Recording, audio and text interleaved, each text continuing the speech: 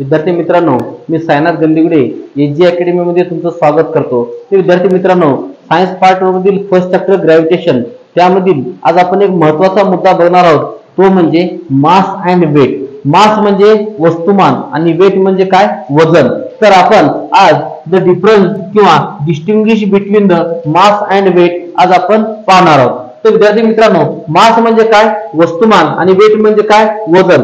आता the mass of a body is the amount of matter present in it, म्हणजे mass of a body म्हणजे त्या वस्तूमध्ये असलेले द्रव्यसंचयाचे मापन, म्हणजे amount of matter present in it म्हणजे त्या वस्तूमध्ये असलेले द्रव्यसंचयाचे मापन म्हणजे तर आपण काय म्हणतो, मास म्हणजे वस्तुमान असे म्हणतो। तर विद्यार्थी मित्रांनो, त्याच्यानंतर weight, the weight of a body is the force with which is the earth attracted. आता वेट म्हणजे काय, वजन। आता लक्षात घ्या, वस्तू काय करते, पृथ्वी काय करते, प्रत्येक वस्तूला आपल्याकडे आकर्षित करण्याचं काम करते, म्हणजे द फोर्स म्हणजे काय, बल, द अर्थ अट्रॅक्ट इट म्हणजे प्रत्येक वस्तूला काय करते, पृथ्वी आपल्याकडे अट्रॅक्ट करण्याचं काम करते, त्यालाच आपण काय म्हणतो, वेट म्हणतो। आता लक्षात घ्या, mass it has the magnitude and not direction, म्हणजे मासला काय मॅग्निट्यूड आहे पण डायरेक्शन नाही, म्हणजे दिशा नाही। आता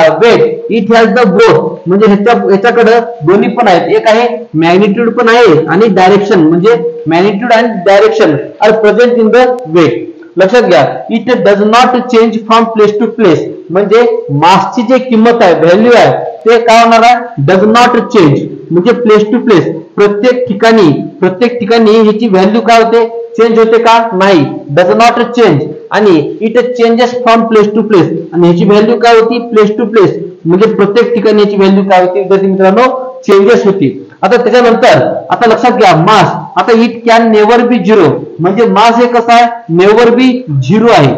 आणि it is the zero at the centre of the earth, म्हणजे पृथ्वीच्या केंद्राच्या दिशेने, म्हणजे पृथ्वीच्या केंद्रकामध्ये वस्तूचं वजन काय राहणार आहे, तर झिरो राहणार आहे।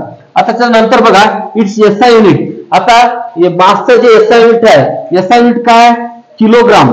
आता किलोग्राम हे आपण शॉर्ट फॉर्म मध्ये कसं म्हणतो, केजी, के म्हणजे किलो आणि जी म्हणजे काय, ग्राम।